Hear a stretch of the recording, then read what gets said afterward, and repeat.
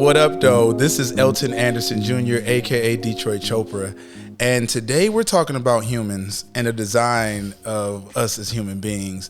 I just found out about this. I don't know. It's a way to check out. It's deeper than astrology. It's deeper than personality types. It is a way to figure out how we are in fact designed. And today's guest is way more than somebody who facilitates human design readings. She's way more than a mystical, magical being. Today's guest is literally explaining to us why we are all God. So we're going to dive, we're going there. That's what I said for this season of Detroit Chopra podcast. We're going there and we're going to understand how to find the God within you and how to let that God shine in every facet of your life. So without further ado, I have the incomparable Jas. She's going to go by one name today. How are you doing? I'm good. I'm so happy to be here. Hello, everyone. Yes. So we're here in your beautiful home. You just got here to Bali in October? Yeah, November 2020. November 2020. Yeah, so last year. Yeah, so maybe like 6 months. Yeah, like 6 months, yeah. And you had to like feel your way through Bali. Yes. And recently I found out your journey of getting here to Bali. I want to get into that later, Yeah. but that story is insane. But I said we're going to start off with this because I want people to get to know you as we unravel. We'll start with God. We'll just start big and then go small and get to know Jas on a deeper level. Yeah, that's good. Let's do that. Yeah, I like that. I think one of the reasons why I'm here on this planet is to be a presence of remembrance for people's divinity.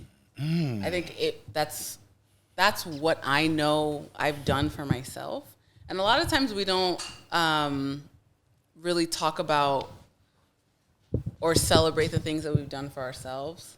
We're oftentimes really wanting other people to like celebrate or affirm or validate. Validate, yes. And something that I'm really proud of myself that I've done for myself is that I have unearthed my identity as God. So I'm celebrating that I am the one that took responsibility to do that. And through that, I've been able to reflect other people's divinity to them so that they can go and do what they came here to do on this planet. I have this vision that if everyone on this earth is in and on their purpose, the world will look like such a different place. It will look exactly how it's meant to look. Yeah. Because even the illusion that the kingdom of God is not within us is the illusion that creates the separation. And so when you say, hey, you are God, people tense up because I'm sure like you, I'm sure like me, you grew up in a church. Maybe? I grew up, okay. I think we all grew up in the church because the church is colonialism. And wherever you are, there it is. It's popping up everywhere. It's everywhere. So I know the Bible. I know Jesus Christ. I know the stories around that. And still they come from a place of worship and not devotion. Ooh, break that down, because that's a word. Worship and not devotion. Yes. Everything that we have been taught to know about God comes from a very disempowered place. It comes from a place where we are beneath and God is above. And one of the things, or a lot of beautiful things about the New Testament, where Jesus arrives and starts telling all these new parables and stories about how to understand yourself as God, but they weren't understanding it back then, is that, how can I call you my servant when you know my business now? I've told you everything that I know about God. Yeah. I've told you everything I know about the kingdom within. So you're not below me anymore. Yeah. You're now me. Yeah, exactly. You and I are the same status, right? And so because we're in the same status, we now have a relationship. And what do you do when you are in a relationship with someone? You don't worship them. You're in devotion to them. You are in relationship. You have a relationship with what they do, and they have a relationship with what you do. Yeah. So I'm no longer this person that's like trying to get free, or I'm a sinner, or I'm always going to be less than. I am now God. Yes. And that's so much power in that. And I think what you're doing is, when you said you're on this mission of remembrance, but that remembrance is your power. And that's all that is.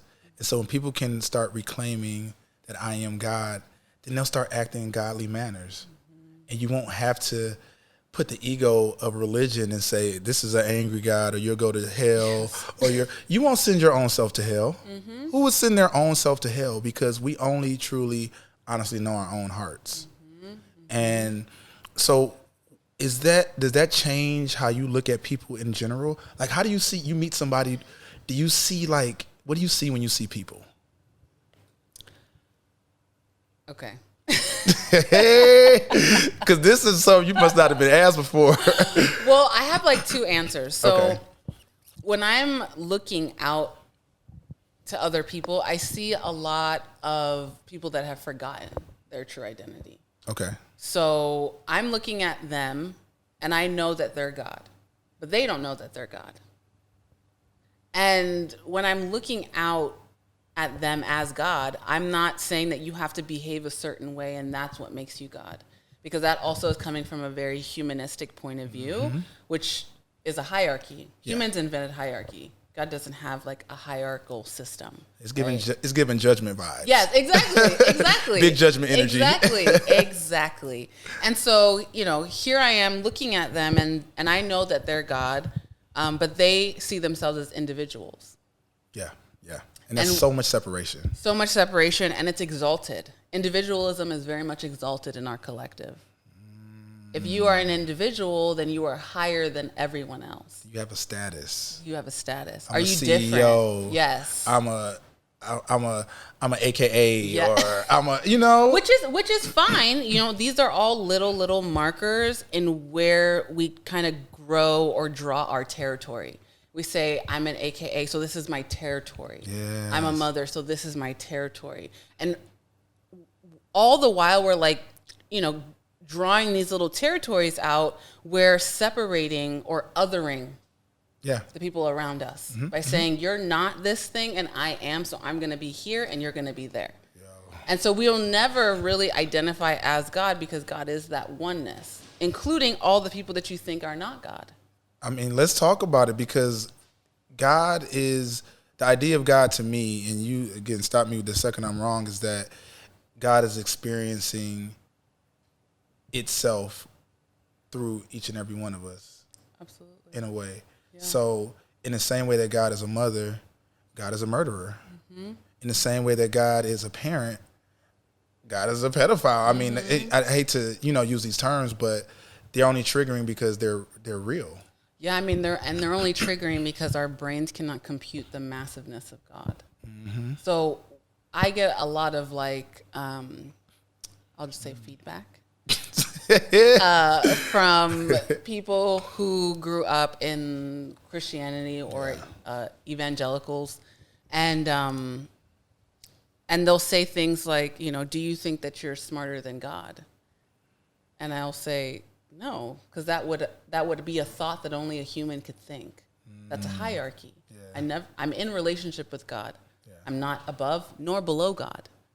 And the thing with victim consciousness is that once you have been told that you are below something, the consciousness takes over and you are below it all the time.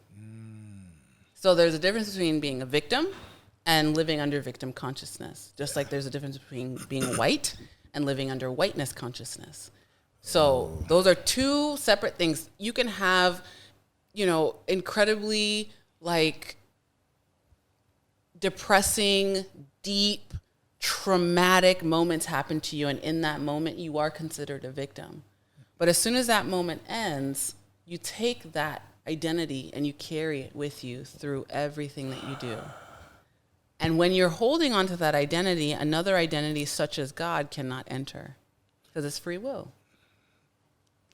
I'm sorry, I'm speechless, because that is something we talked about. I was having this conversation on my Instagram, and I was saying that I was just saying, like, I feel fully healed. I had a lot of identities, to your point, that I latched onto, a lot of victim identities. And I was just woke up one day, I was sipping some chai tea. Oh, I brought your chai tea, by the way. I was I was sipping some chai tea, and I was like, I could not compute an identity that I had latched onto. So when I think about the 3D world, that's a lot of attachment to all these identities. So whether it's, oh, I'm a Republican, or I'm a Democrat, oh, I'm Black Lives Matter, or I'm KKK, oh, I'm whatever or whatever, all these identities, the more that I release my identity, because I used to be the photographer, I used to be the TV show host, and the more that I get to Elton, and the more that I get to self, and the more that I get to I, then I understand that I is a collective. And as you're talking, we're like moving kind of up this scale, or if you want to see it more as like a timeline and not linearly, if that triggers you. This is what I guess the spiritual world would call ascension, right? Now, the problem that I personally have is that people are running away from something as opposed to into something. So everyone wants to escape 3D. They're like, I don't want to be a human. I don't want this 3D world. But 3D is simply form. That's all it is. It's a third dimension. It's just form. It's where form takes place. It's where non-physical becomes physical, right? And on the physical plane, we get to learn so much about the non-physical plane. So earlier we were talking about 5D and, like, you know, people ascending to these consciousnesses of love and oneness and all these different things. But there's a reason why you have been able to taste that, so that you can bring it back to form. Because oneness and love and all these are non-physical entities. These are non-physical energies, frequencies. It's not a place that you live and stay. You don't stay there. You taste it so that you have something to measure when you come back to 3D. And that's the responsibility of 5D anybody. I don't care if you're a 5D spiritual teacher, guru, even whatever. Jesus. Even Jesus. Actually, if you guys really, if you guys are really open, we about to go there. You can read these books called The Law of One, channeled by Ra. Yes, I know about The Law of One. That is, yes, people are not ready for that. Go ahead, though. Look, The Law of One is a beautiful book that really shows our understanding of dimensions. And then it even goes on to further break down how Jesus was actually just in the highest octave of 4D. The love of Jesus, the man that came to show Christ consciousness, was really just the highest octave of 4D. So in each octave, there are infinite octaves, let's say 7, and Jesus was the 7th of the 4D. So when people are telling me that they are in 5, 6, 7, 8D, fine. That's I'm not gonna dismiss your go off, sis. Go off. I'm not gonna dismiss, you know, where you are on the timeline, but we also have to kind of put things into context that if Jesus, this man, came to awaken Christ consciousness, and everyone is waiting for Jesus to come back. They think he's gonna come with a horse and a chariot down the middle of the sky. And he's not. He's already here. Because he left his consciousness here. It's consciousness. It's Christ consciousness. The second coming of Christ is Christ consciousness. And Christ consciousness is compassion, deep understanding and compassion. And if we understand that compassion is empathy and not sympathy, because empathy is inside of something and sympathy is with. So normally when people are going through something, we're like, oh, I have so much empathy for you.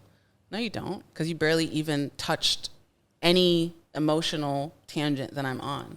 Are you inside of me right now? How do we get inside of someone? Through deep listening. And feeling. Well, you don't even have to feel. You're just listening to the person. Then you fall inside of them. It's kind of like when you're listening to a meditation track and you just fall into the meditation. How often are we deeply listening to the other person with every fiber of our being? We're not thinking about our response. We're not thinking about anything else that's going on. It's just me and you. And whatever you're saying, I am. Whatever you're saying, I'm becoming. Whatever you're saying, I'm falling into. Because This is a good chance to talk about empathy, because a lot of times, and we do it, I'm so guilty of it, and this is something that I'm starting to have a consciousness about, is that if somebody tells you something, they'll say a couple different phrases like, oh, well, at least it's not. Mm-hmm. If you tell me, if I see you lost a leg, well, at least you at least both legs. Like, that's the worst thing to do. The second thing is, or if somebody is going through something that's like deeply emotional, let's say a divorce or the loss of a loved one, it's like, oh, well, I lost my such and such too. Mm-hmm. Mm-hmm. And that's not empathy. That is you inserting yourself into this person's wounds. Mm-hmm. And we don't need to be in somebody else's wound. Mm-hmm. Because how scary would it be to lose yourself in another person? I would be terrified a little bit. Right. So many of us have not even touched the tip of compassion. Mm-hmm. But we're saying that we're ascending. Ascending to where? Yeah. If you're trying so hard to leave, falling into the 3D, falling into the people that you meet on the street who have no food, have no water. I mean, Ram Dass always says that if you actually fell into the homeless person on the street, he would be sleeping on your couch.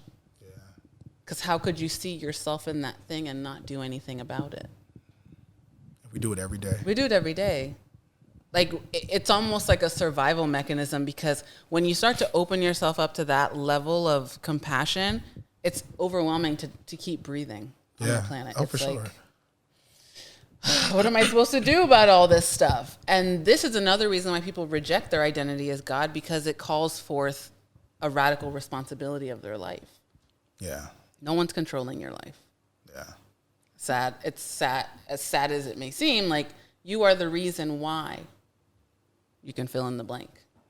You are the reason why. You are the reason why you have $1 million. You are the reason why you don't. Mm-hmm. And so when I learned that, it was actually, what I really wanted to do was say, I'm a black woman, and these are the reasons why I don't have these things. Oh, that's victim. Mm-hmm. I'm oppressed. I am the most oppressed. Right. You pull out the scale. Look, even Asian women are above me. Yes. And we have those rankings like we talked about earlier. But let's tiptoe into money, because you brought up $1 million just now. Let's tiptoe into money, because I had a very, and this is when we're going to start getting into the jazz world. Okay. We started off with God and 5D and Christ consciousness, but I want to get into a little bit more of your story. Okay. Me and my buddy had a really deep conversation. His name is O'Neal. He's been on 2 episodes. That is my brother. You got to meet him. I think you guys from the same galaxy. I'm serious. Say whatever, y'all neighbors, y'all are the same soul family. But with O'Neal, we were talking about money this morning, and we were talking about how he said it so perfectly. Let me see if I can repeat it. Basically, he said that money is like a watered down version of our energy. So you know how like money is energy, and the exchange of money is through value. So the way that we make money, or the way that we receive money or attract money, we don't want money. We want the things that money allows us to have. And if you go deeper, we want the feelings that money allows us to have. So if you want a home, if you want a mansion, if you see somebody with a mansion, you're like, oh, I want that. No, you want that feeling of security, or that feeling of being able to be hospitable or host your family and protection and whatever it is. And so when you start thinking of that, we were just going deeper into want what you want, but it's never money. So maybe we could speak to that, because I know you have a story, a million stories. So wherever you want to go. I mean, I think money is so beautiful because it's literally just a reflection. It's just a reflection. I don't really have any like negative feelings. I don't have anything about money, because let me back up a little bit. So last summer, I was just about to go into a breathwork facilitator training to become a breathwork facilitator. And the day before I had one of my first sessions, I was sitting in the car with my daughter. She was sleeping in the back, and I had my journal with me, but it was on the ground, and I just heard a voice say, "Pick up your journal." So I picked it up, and actually that journal was right there on the table. Yes. I picked it up, and I just started writing thoughts about money. They weren't my thoughts, but it was a conversation. It was money was talking to me, like the consciousness of money. Ooh. And so I was writing to them, and I said, "This is kind of weird. Like, what's going on?" I said, "Do I call you money? Like, what do I call you?" And they say, money is very loaded. Why don't you just call us divine currency?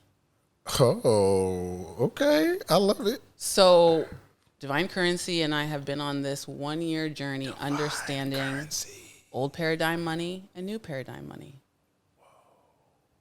So what he's talking about is very much an old paradigm way of money.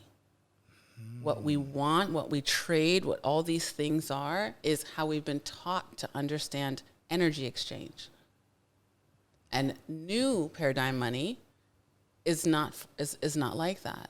Because money, divine currency always says that we don't actually get to choose who we go to.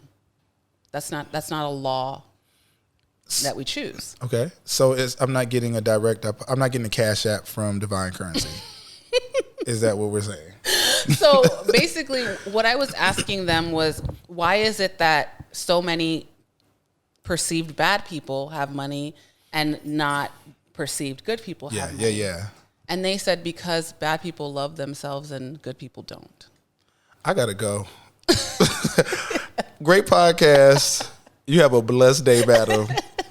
That is so much to unpack right now. I know. Wow. Because the first person I thought about was Donald Trump. Mm-hmm. That's like the first person. I'm like. But he's a narcissist. Yes, he loves himself. He's so authentic too. He's so authentic to him. He's so authentic to him. So what would God rather, if you were God, what would you rather do? Would you rather reward someone who has identified themselves as God, or would you reward someone who has not? You can't judge what they're doing. It's law. Wow. Wow, my brain is fried. So the biggest downfall in Christianity is that everyone is asking for donations. Why? Why? If you are here to do the Lord's work, why are you asking for donations? Why don't you have enough to sustain your mission? Yeah. Why are you a mega church pastor worth $50 million and your parishioners can't even get a loan for you to pay their rent? Mm-hmm. Because you have them in victim consciousness. And being in victim consciousness or leading groups that have people in victim consciousness are the most lucrative businesses on our planet today. Yeah. Debt is the second most lucrative business on this planet. Yeah. And debt is a result of victim consciousness. And I'm in debt. Yeah. I have debt. You know what I mean? I have student loans. I have credit card debt. So it's not... Yeah. This is not a bashing of victim, like you're a victim. But what I'm saying is now that I've stepped out of that paradigm, I can see how I got into debt. Yes. And that's because I was going to speak to my own victimhood. Mm-hmm. And remember I talked about how I feel healed? Mm-hmm. Is like every victim identity I remove, the more healed I feel. Mm-hmm. So in a sense, you can heal those things because you're rewriting the stories and you're getting closer to the consciousness of Christ, which will bring these divine coins. I mean, it's true, though, because I think everyone's waiting to feel loved or to feel love. But what we're not understanding is that love is not a feeling, it's an identity. Wow. Like, you are love. It's not you feel love or I receive love or I exchange love, or it's not a currency. It's an identity. And if we keep treating things that are not currency as currency and things that are currency as not, this is where we have this whole misunderstanding on who are we? What do I do? Why am I broke? Why am I not broke? And then the worst part of it all for me is that people then identify these rich people as bad and that's something that they don't want to be. Yes. So then it makes a lot of money look evil. And, we all got the Bible verses like they can't go through the head of a camel and the love of money is the root of all evil. And it really is this consciousness. Like, we're going to keep using that word because that's what it is. Yeah. And we can't break out of it. Yeah. And so then we oppress ourselves. And that is the biggest illusion that whoever you want to say, lizard people or Illuminati or whoever you want to call, like, I don't really get into conspiracy theories. Conspiracy theories to me are so interesting. I just like, ooh, tell me more. It's literally like watching like Cartoon Network. I'm like, ooh, tell me more about these different stories, because I don't attach to any of those things. But we are in this cycle of victimhood. So you shared with me when we first met. We just met like last week. Yeah. And you were sharing with me your journey from public assistance, and now you're here in this, y'all. Her house in Bali.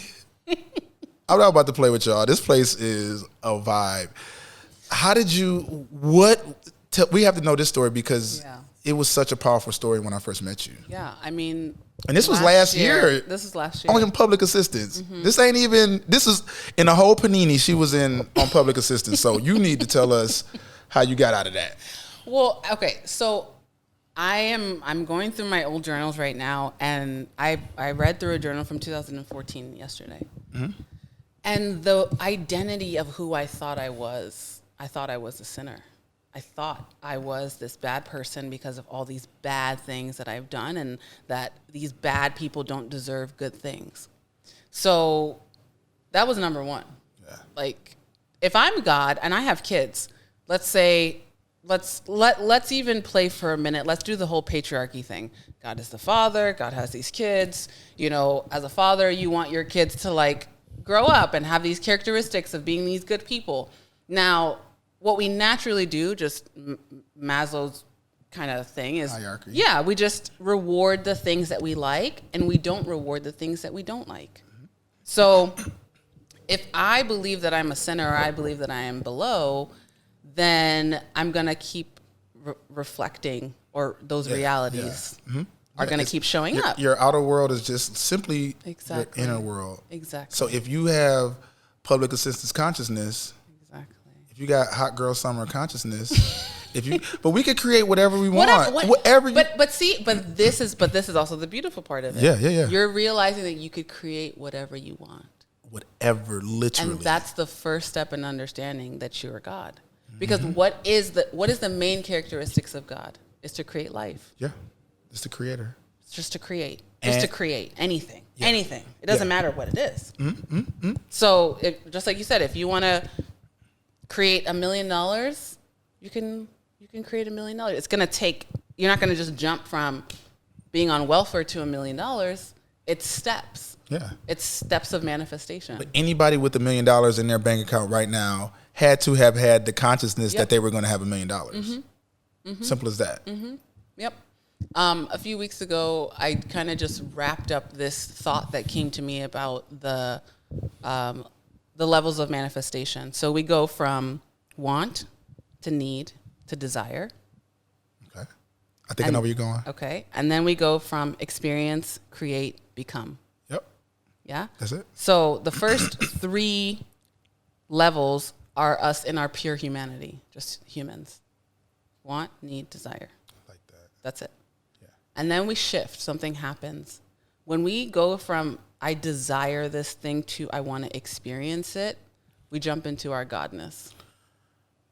You are dropping bars today, Jazz. I just don't finish the sentence. So now we're in experience, and what happens in experience is that we don't really care either way. It's like I'm just God here experiencing life.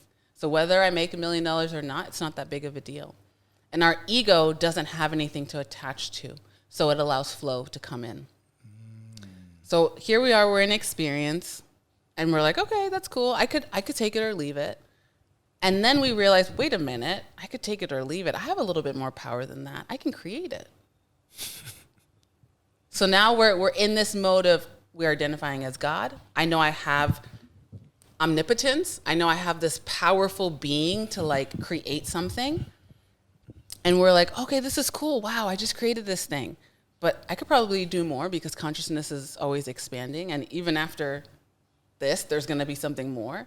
Then we say, I don't want to go to Bali. I don't want to experience Bali. I am Bali. We become it. Yeah. That's it. That's it. It's the being. It's also, in a simpler way that I talk about it, but I love the way you put it, because it takes you up a ladder. It's a ladder. Everything is a ladder. It's a ladder. You don't just jump in. That's the thing. Like, if you're at want, stay at want. Yes. Be there. Get really comfortable. Know what it feels like. Don't forget it. So that when you go to need or desire, like, you're fully raptured in that. Yeah. And that's being present. That's being present. If you in the mud, be in that mud. Learn what that mud feels like. Learn why you like the mud, and learn how you created your whole life in the mud. And once you understand that, then, to your point, you experience the mud. I'm like, I don't like this experience.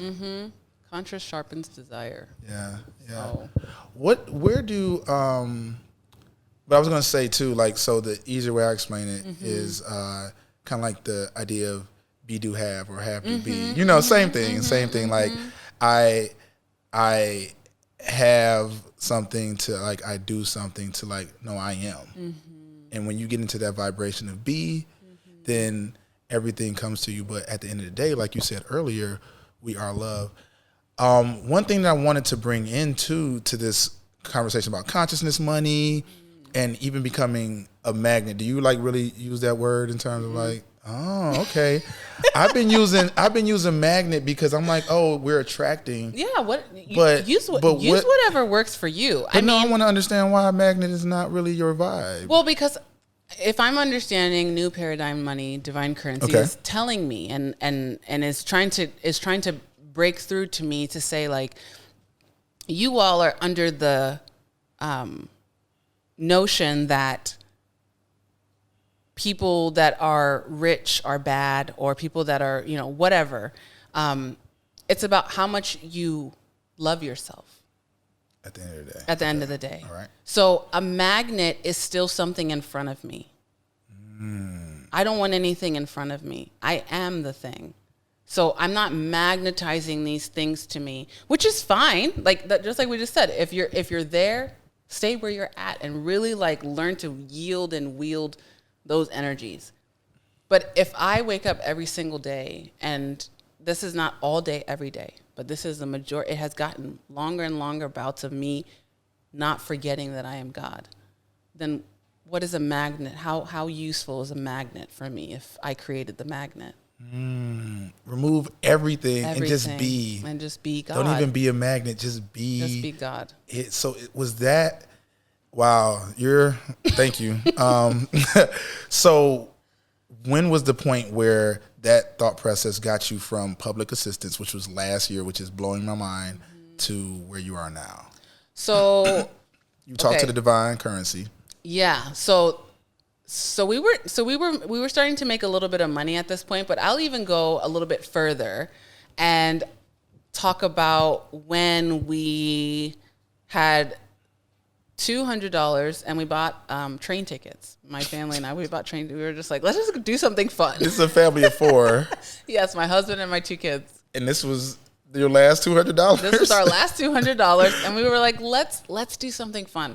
So we didn't have any place to live at this point, and my husband had asked his brother if we could come and stay with them for a couple weeks, and they live in Oregon. And so we were like, let's take a train up to Oregon, and, like, it would be so fun. The kids could see all the trees and stuff. And you were living in SoCal at this point? Yeah, we were living in Long Beach at this point. And so we take the train. It's like a 2-day trip, and it was so much fun.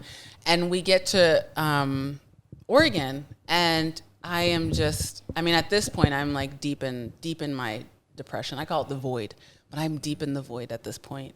I'm crying every night, and I'm just not understanding how I did everything right. I went to school, got the degrees, got the jobs, did the thing, and I'm here. And so I'm on my knees in their laundry room, and I'm just like, God, if you are out there. Because you didn't know they was in there. Yeah. Because God is always in there. And I want to circle back to this linear God, because this is really important. I say, show me what my purpose is. Show me what my purpose is, because I knew I came into this world already with an awareness that I have to do something of value. Yeah. I have to add. I have to make a contribution. I have to be of service. Like, I already knew that. And I already knew what a purpose was. Like, you know, just everyone's always talking about, like, don't you want to be in your purpose? Like, find your purpose. Be your purpose. You never work a day in your life. Yes. All of that shit. And then I just heard God said, you are the purpose.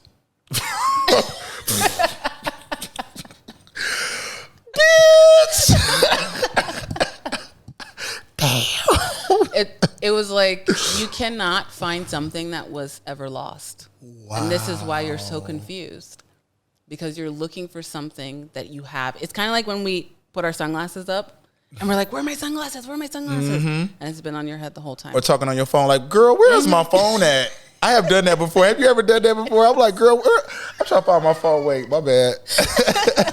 Exactly, like that. Wow. And that night, just everything just came into awareness for me. It was like, I am the purpose. Wow. Everything I do, every way I breathe in and out, it's me. Wow. So when I received that and I allowed it to flow in, ideas of expressing that purpose came into fruition. And this is what we now kind of think of the trading of value, energy, right? Essentially, people think an equal energy exchange is based off of value. And this is a great system that we've created, but it's not one that will last. Because right now we're in a place in our earth where the earth is literally dying because people are not in their purpose. Wow. People are selling things that they have no connection to. It's not an expression of their godness. They could give two fucks. Yeah. It's only for the money. And this is why then people have this idea that the root of all evil is money. It's not. The root of all evil is not expressing your godness. Because when you're not expressing your godness, you then tie your identity into so many other things, such as money. But money is not the enemy. Money has been trying to come from these shadows for eons. Yeah. And okay, so let me calm my heart down, because you are breaking so many paradigms in my mind. So when we talk about that, because then I start thinking about, I want to tap in to abundance in a second. Mm-hmm. I also want to tap into intentions. Like, these are two words that I'm like really on it. But just before we go there, I just want to talk about the idea too with money is so many people, we are taught in society to be money hoarders. Yes. We are hoard, like everybody's a hoarder in this case. Sometimes not though, actually, because then you just spend on your credit card. When money comes, money goes. And so there's two different thought processes. Think about it like this. So yeah, this is real time thoughts, y'all. So we're just unpacking things. But like, you have one case of people that like, oh, I need $20 million in the bank, or oh, I need $1 million in the bank. Mm-hmm. And so they're hoarding money, and it's just sitting there. Maybe earn a little bit of interest, maybe not, maybe in some crypto or some stocks, but they're hoarding that money. Then you have other people in my family, people that we know, that can't hold on to money. So you give them $10 or $10,000 and they're spending it like, I can't do it. So both of those consciousnesses, if you have something, if you got something to say about that, let's say that, but then we can go in abundance and intentions. Those both are lack consciousness. It's the same. It's just being expressed in different ways. So if I'm sitting on $1 million in the bank, that's still a lack consciousness. Yeah. Because you don't think that you're ever going to get more. So you have to hoard it. And then the overspenders are people that don't know how to regulate the system of having because they've never had. Yeah. They are lack. They have identified as lack. Yeah. And having money would deter or negate the identity that they are attached to. Yeah. So they have to spend it in order to affirm the identity that they have affirmed for so long. Yeah. So... Have you spent time in the mud that we talked about earlier? Yes. You know the bud. You know the bud really well. Yes. I mean, this is how we get into debt. Because we believe that having more money will make us richer. That sounds like a riddle. Having more money will not make you richer, especially if you don't know how to tend the garden that you have. So the biggest thing that's missing in manifestation culture is management culture. No one teaches you how to manage your money. That's in the financial world. And then the financial world is not spiritual. So we don't go into the financial world because we're spiritual and they're not. Yeah. Well, you don't know how to manage your money. That's why you're spending it all. That's why you keep writing all these manifestation moon circles, hoping to manifest more, because you don't know how to regulate the frequency of having. Wow. How does one regulate the frequency of having? You have to practice, just like how we do anything. If you only have $1 in your account right now, what are you doing with that dollar? How are you managing? One of the things that I learned through this year of having is that your nervous system has to co-regulate with new ways of being. Yeah. It's period. Like there's no way around it. So what's the quickest way to regulate? I asked God. God, what's the quickest way to regulate? Well, you co-regulate with God. Well, how do I do that? Through your breath. Whenever we receive these new inflations of new identities, we never breathe. We hold our breath like this and hope that we're going to get through the thing. Mess around and fart. I try to hold in this breath. We never breathe into new consciousnesses of prosperity. Everyone's walking around asking for abundance. You are abundant.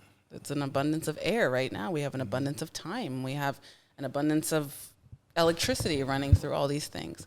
But no one is brave enough to ask for prosperity because then that aches your beliefs around money. Yeah. And if you don't want to go into your beliefs around money, money doesn't want to come to you. Because the idea of prosperity, people don't even use that word really. No. Nobody really uses that word. Shamed. It's funny because a buddy of mine who's really, he's going to be my financial manager. Because I don't even want to. You're your own financial manager. Fair enough. So I'll change that script as well. Change a lot. But hold on. Let's go into this because I can imagine that a lot of people are thinking that. Mm-hmm. Well, I don't know anything about financial managing. I know nothing about managing my own money. Mm-hmm. Yeah. Right? No, that's huge. That's huge. Consciousness. And that's the main thing that stops us from learning. Yeah. You if you don't know something, you go and you learn it in small parts. Yeah. So if you have $30 in your bank account, how are you managing that? How do you think that that's going to be different when you have 30,000 in there? Yeah. It's going to be the exact same. Yeah. And to that point, I think when I said he's going to be my manager, I know how to manage my money. Like I started a whole abundance academy and I've been doing really well with my money. That's what has afforded me the opportunity to live out here. But, I'm playing around with some other ideas but now that you open me up to the idea of divine currency, this is a whole other conversation that we can have. So this is, like I said, this is real-time paradigm shifting. So I can read you guys the actual journal entry. We're gonna circle back. We're gonna circle back to all this because I do want to hear about that. So then let's talk about intentions. Let's talk about, because that was another conversation I was having today, and I was saying that your intentions are like if we're in a car, your intention is the Google Maps, it's the directions. In my theory, I was like, oh well, the fuel would be your emotions. Like your emotions, like you wouldn't put diesel fuel in a Mercedes Benz. That's like putting fear into your intentions. But if you put love into your Mercedes Benz, then the intentions will go, and then the universe will be pumping the gas for you, in a sense. So what are your thoughts on intentions, and how did your intentions shape your getting you here to Bali? I think my biggest intention that has always been from the beginning was gratitude. I remember every single journal I always opened up with, thank you for this day. Yeah. And then I would go on to complain about all the other things in my life that were shitty. Yeah. But there was always the overarching theme of gratitude. And daily rituals are like one of my most favorite things to like dive into, because I'm not even really that. I'm not one of these people that like gets up, does their yoga every day, does the breath work. I don't do that. I'm not that kind of person. I don't. I listen to my body. I can't. I'm not regimented in that way.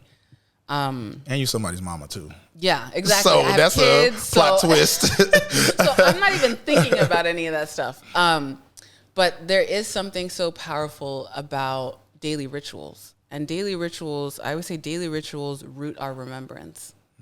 They bring us back to 0 point field. They bring us back to this place where it's just you and the thing that you're doing. And everything can be a ritual, everything.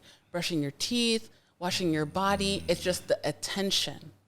The attention fuels the intention. Yeah. So it's like almost like a set it and forget it. Yeah. You know, when you are just here in your body, when you're washing your body or when you're brushing your teeth and you're thinking about every single tooth that's getting clean, your attention is the thing that superpowers whatever the intention is for the day, which is I'm going to have a great day.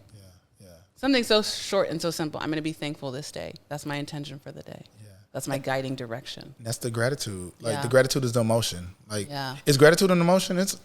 Yeah, I mean, it's a state. It's a state of being. Yeah, it's all those things. Yeah. It is. It is. This is what are we talking about again? Because this we just talking. This is just the talk.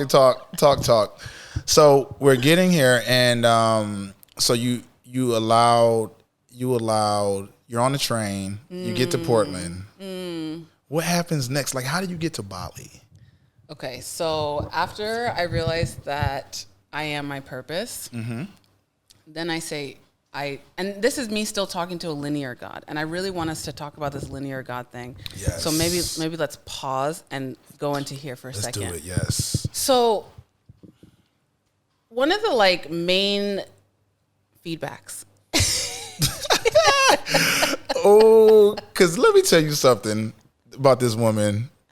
And before we get into all this woman is big Capricorn energy. So big that mama started off the year. She is born January 1st, 1990. You are literally, this year ain't starting without you. Yes. And I was telling Jas the first day I met her, I said, every Capricorn woman I meet feels like a big sister, no matter the age, it's a big sister energy because you've been teaching me all 48 minutes in. You've been teaching me every second of this. And I said that from the first moment. Then I said the first moment I met you, I was like, you are, and y'all painting the picture, we were sitting at her feet. It's a lot going on. We were like sitting at her feet and she was teaching us. It was 3 guys and she was just teaching us, her husband included. We were sitting there like, tell us more, madam. But go ahead. I just had to say that. Yes. I had to give out this Capricorn shout out. I mean, I say feedback because really it's projections from people, but they don't want to receive their own projections. So I just say, okay, it's feedback. Thank you. Thank you for that. Wow. Let's sit in that again. Okay, keep going. That's a word. So the feedback, the majority of the feedback that I get whenever I tell people that they're God,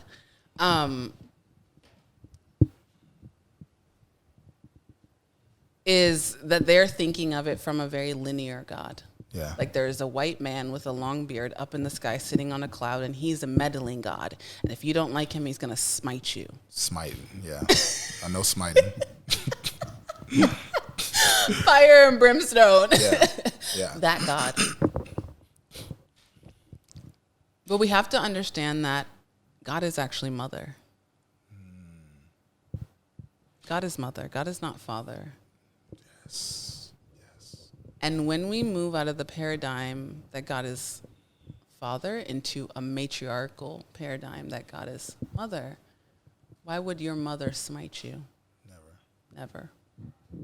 Maybe some people out there's mom has. Some narcissist mamas. Mm-hmm.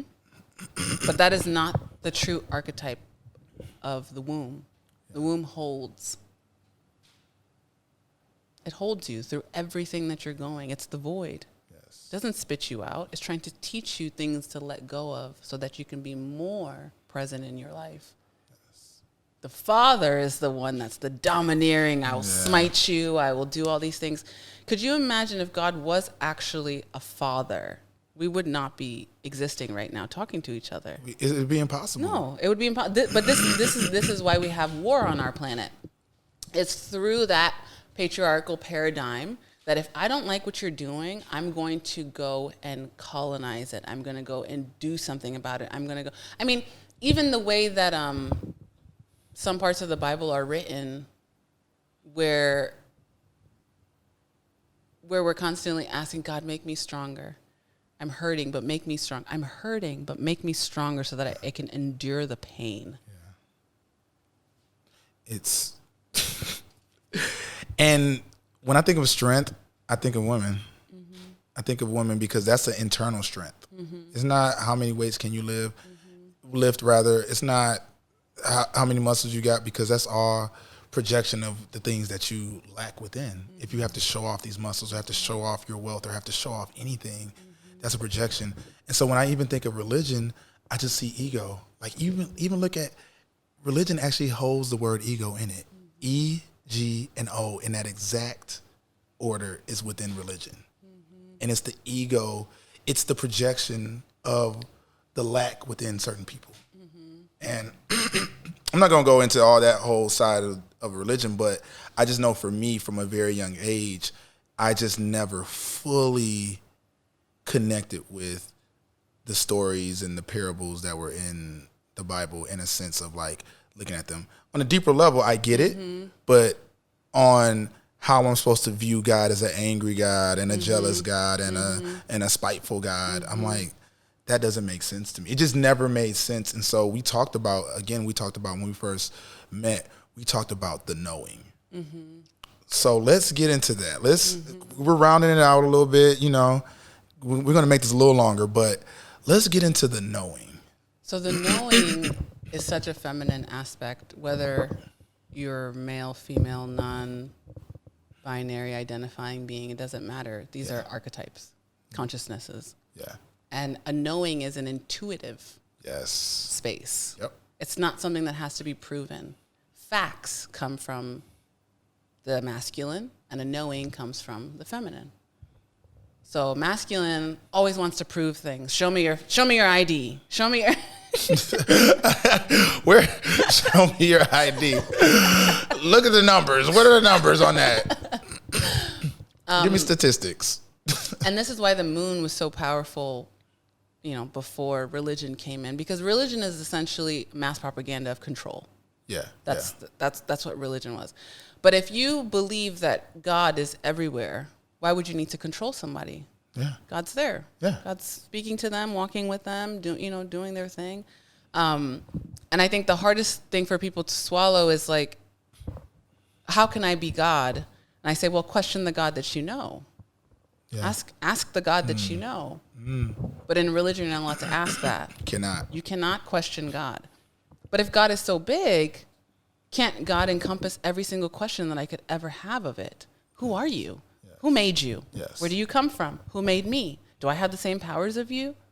Can I do that thing too? Yeah. If I was made in your likeness, show me some stuff. Yeah. Prove it to me. Prove to me that you're God. Why don't you believe that God can receive everything that you're throwing at it? But even think about how we're told to talk to God. We're told to talk to God through prayers. Mm-hmm. And prayers are wants. Mm-hmm. Typically, oh, God, please take this pain away. Oh, God, please give me a new house. Oh, God, please. It's requests. They act like God is Amazon, like, or mommy, can I please have? Like it's that energy. Mm-hmm. And what you told me just now sounded like surrender. Mm-hmm. It's like, what is my purpose? Mm-hmm. Not when can I get a new Birkin bag? Mm-hmm. And you can get your Birkin bag. You can still have it. Go off. You can. But here's the thing: you can do whatever you want. You really can. You can do whatever you want. So when people are like, "Oh my gosh, those people are killing those other people. We should kill them." Okay, if that's what you really think is going to create peace. Yeah. Because I always say God's not perfect. God's peace. Yeah. God doesn't want you to be perfect. Perfection is a definition created by whiteness consciousness, which you will never be, because even God is not perfect. And they made this perfection look like... It's the virgin. Actually, Let's go. Let's talk about it. Actually, virgin in Aramaic just means a woman that is strengthened. Has nothing to do with chastity. Wow. So Jesus was born of a Virgin Mary, but the Pharisees at the time could not conceive how a woman would birth Jesus if she wasn't chosen by the gods. Yeah. So now whiteness consciousness has pulled virginity into being a white, pure, clean being. And that can be the furthest from the truth. Yeah. So God is mother first and forward. Yes. And then when we move from that paradigm, we don't say that God is up here. We say God is in here. Yeah. Because the woman is always in. It's the inner. It's inside. So after that, after God said, "You are purpose," I kind of just went online and I just started saying that to people. And some people kind of got it. Some people, I mean, still this day, I don't think everyone understands what it is that I'm doing. I was practicing human design at the time. I was really like learning human design and understanding it and just trying to understand my energy and how I use my energy and just so many different things. And human design is it's a system based off of your natal chart, and it has astrology, I Ching, Hindu chakra system, Kabbalah, quantum physics, so many things inside of it. I love all those. It's amazing. And so I was studying it at the time, and I was getting so many clues and so many insights as to how I could be in alignment so that my purpose could express through me. And finally, we get to Michigan, where my husband is from, and we start living at his other brother's house. And I'm still in victim consciousness at this time. Even though I have this knowledge, I'm still in victim consciousness. Like, that's something to note. Yeah. And because you, like you said, as you step into this prosperity, it's like, yeah, but go ahead. Okay. Mm-hmm. It's not an overnight thing. So I want to just put that out for anyone that's feeling like, oh my gosh, well, I've been doing this thing and it's not working. It's not working. Keep going. So I was still in victim consciousness at this point.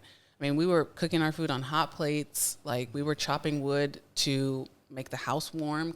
Chopping wood? Chopping wood. You was in Detroit, though, so Michigan. So I know a Michigan winter. Yes, chopping wood, walking around with socks on and coats on, and just, we were in poverty. With two children. With two kids. Yeah. With two kids. Yeah, we were in poverty. We were living in poverty. And I started asking people if I could just read their human design, because I just wanted to learn more about it. And I'm very experiential. I read all the books and did all the things, but I'm like, I want to see how this is showing up in our world. Yeah. So I started creating these things called human design soul maps. And they're basically pages of your human design so that you could understand your design and your energy makeup. And I think the first month that we did them, I was still making them all by hand. And I think maybe we made $300 or $600. I don't know. It was the most money at the time that I've ever seen. And I was just like, we're rich. That's three trains to Oregon. Exactly. And through just me getting on Instagram, and I just would go live and just talk about God and talk about money and talk about, like, I was sharing these things because I knew that they were true, but I didn't quite believe it yet. And a belief is just a sum of all the thoughts that you keep thinking. So I had to just keep thinking it. Even if I didn't believe it yet, I had to just, I am God, I am God, I am God, I am God, I am God. And I would go on and I would tell other people, you are God, and I am God, and we are God, and we're doing all these amazing things. And I didn't have the belief foundation yet, but I kept on feeding that. And through Instagram, I met this girl, and I remember we got on a call, and she said, people are having they're making $5,000 in a month. And I'm like, $5,000 in a month? Right. People are making $5,000 in a month. I was Talking like, about whoa, this is so human wild. design. So she looked at me and she's like, the way that you share human design has like no one's doing it. You could make $5,000 a month. And I get off the phone with her and I'm like, I tell Alex, I'm like, babe, we could make $5,000. My whole world was just erupted. Yeah. Going from $600 and she didn't owe me anything. Like she just was saying like, there's something special about the way that you talk about the system. I think a lot of people would resonate with it. So I remember in that day I wrote down, God, if it's possible, I would love to experience $5,000. This divine currency, this divine coins. Divine currency hadn't come to me at that point. Okay. So we finished up. So we started off May, and that May we made $14,000. Wow. Just from pure innocence of this is a possibility that could happen. I just was like, remember that scale I was telling you, the need, want, desire, experience. I had like timeline jumped right into experience. Just by saying, this is a possibility, like being just happy about, I didn't have the $5,000. I was just excited about the possibility of experiencing it. So every month after that, it just climbed. And I remember in January, I went on Instagram and this girl was celebrating 100K month. And I was like, that's so cool. Oh, so you be playing, you be like, ooh, okay, 100K. So I told God, I said, God, it would be so fun to experience 100K month. And the next month we had 100K month. Wow. In February. Wow. Yeah. It's just a game. Did you cry? I didn't cry. I was like, I want 200K now. Yes. I just want to try it out. I just want to try it out. I just want to see what it feels like. I just want to try it out. I mean, no biggie. It's no biggie. If it doesn't come, it's okay. I just want to experience. Because I chop wood. I know how to chop wood. What's up? I experienced chopping wood. That was fun. We did and now I'm done. So, holla at your girl. Wow. So that's just what I do. Like Man. I said, oh my God, it would be so cool to live in Bali. And Bali was open for 2 weeks and we got in. And you moved to Bali. This story is, ooh, Jas. It's the wonder of God. Something I get up every single day and I say is that my beingness and my words are conduits of miraculous healing. Because I so deeply believe in miracles. Like it's not this God the Father is creating it. I'm fucking creating the miracles. Yes. Me. I'm giving the credit to me. Yes. I mean, we are all miracles. Mm-hmm. Even if you think about the idea of being born, the odds of you being born into this body, being your parents meeting, the magic of their parents meeting, the magic of the sperm going into the egg, the magic of the 9 months and whatever it is, we're all miracles. So and then we think so lowly of ourselves and don't ask for anything. And you just think one day God's going to come and save you. And Jas is here. Her purpose is to help you remember that you're the miracle. Oh, well. Next question. I think it's so fascinating to me whenever I talk to someone and I'm like able to like pop that cherry of you are God. The way that they look at me is like, are you okay? And I say, are you okay? Because how sad has it been to have forgotten this? Wow. Jas, well, thank you. I really want to thank you. This has been so amazing. I personally feel like me and you have a lot more work and connections to do. I don't know if you feel like that, but I feel like that. And I think this episode, this moment, this connection has been so beautiful. Thank you. So, without further ado, I want to bring this episode to a close. I don't really have any other questions. I know when you're in this space, you can't ask any more questions. I'm here. Yeah, you're just here. I'm just here. So, where can the people find you, Jas? On Instagram. I'm on Instagram at themoon.mother. And our website is moon.mother. That's still where we do human design. And if you guys are interested in human design, I mean, it's a fascinating thing. So It just teaches you how to calibrate to your own energy. Yeah. Instead of trying to be somebody else that you're not. Wow. Be who you are, and who you are is always God. Jas, thank you so much. You have no idea how much this meant, but you kind of do. And thank you so much for listening to this episode. We're actually going to do a little bonus addendum because I'm about to get into my human design. But for now, we're going to bring this to a close. And I just want to thank my guest, Jas. And thank you guys. Just thank her for bringing me to her space. And I will catch you all on the next episode. Peace out.